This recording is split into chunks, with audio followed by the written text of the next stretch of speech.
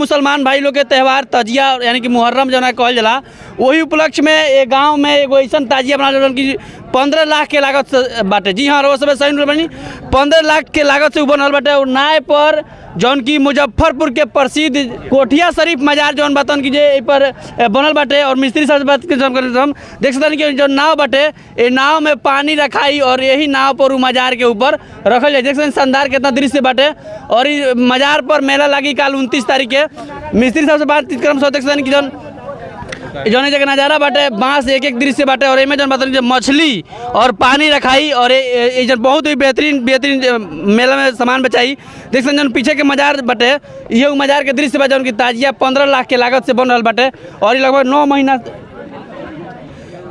9 महीना से तैयार हो रहा बाटे। और इनमें सब लोग मदद कैले बाटे, हिंदू मुस्लिम भाई सब लोग मदद। इहे वो मिस्त्री साहब बानी जौन की मुजफ्फरपुर के कोठिया जौन मजार बाटे, वो मजार के इजा स्थापित कैले बानी वो नाव पर।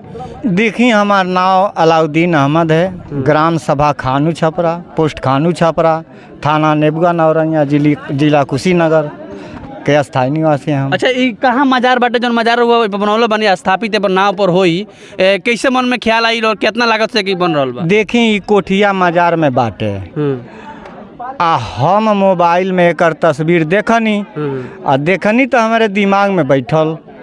तो जब बैठल तो ओके हम जगह नहीं पावत रहनी कि बनाई। तो बड़ी भाग्य के बात ही बा जे भागलपुर गांव बा, वही अब मिलल मौका हमके, यही अब बनौले बानी। मान लिए घाट पर पहुंचल बानी कि बस चंद मिनट में ताजिया नाव पर हो जाई।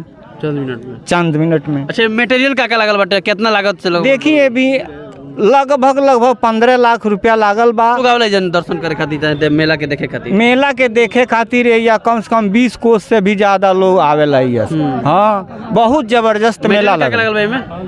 और मटेरियल तो मान लीजिए कागज लागल बा, बांस लागल बा, गोद लागल बा। में मटेरियल पूछे ही के नहीं कहे। झालर नाम? हाँ, हमने कटले बन जा। कटले बन। कितना समय लागल बा के बनावे? 10 महीना। 10 महीना लागल बाटे। आई बांस में पहले ही से स्थापित हो लगी, बाद में नहीं, बाद में लगल है। बाद में? हाँ, बाद में पानी छिड़ाई का? हाँ, में पानी लगी। और पानी के ऊपर नाई रही, नाई के ऊपर तब पूरा तजिया धराई। अच्छा, नाई के ऊपर रही? हाँ, देख सकते नहीं कि नाई के ऊपर रही। और भी त्योहार में मान लीजिए जारी भी होता है, लाठी भी खेला जाता है, तमाम प्रकार की इसमें मतलब हम लोग अपना जो है उसको पूरा अदा करते हैं। कि मुहर्रम का महीना हमारे जो पूर्वजों ने करते थे, करते आते थे, उस चीज़ को हम लोग भी आज देख करके करना शुरू किए हैं। एकरा पहले कब ये तरह बना रहा? इतना बड़ा, इतना आलीशान तजिया अभी तो नहीं बना था यहाँ पर। यहाँ पाल के आदमी आवा था ना रहेगा। हाँ, इसमें बस पानी रहेगा, मछली रहेगा इसमें अंदर। बहुत उत्सुकता है त्यौहार के लेकर। हाँ, बहुत लोग इच्छुक है। बहुत इच्छुक। हाँ।